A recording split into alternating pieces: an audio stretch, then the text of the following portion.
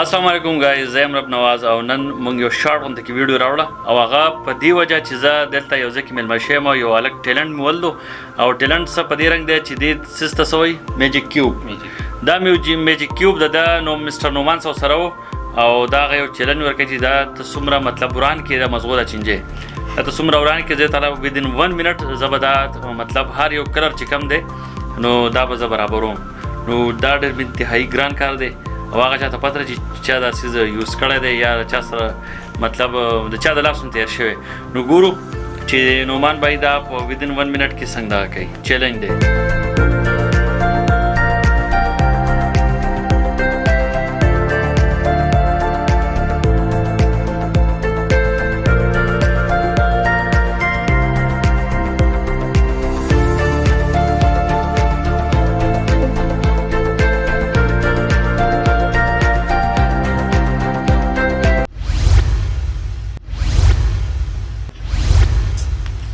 Start.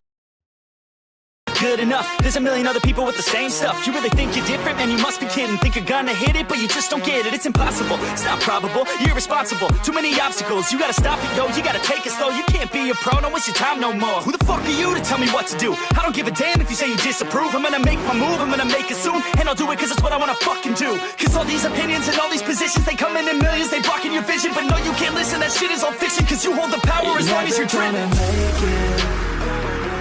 There's no way that you make it. And maybe you can fake it, but you're never gonna make it. Are you just gonna take that? Make them take it all back. Don't tell me you believe that. Are you just gonna take that? Gonna make it. Are you just gonna take that? Make them take it all back. Don't tell me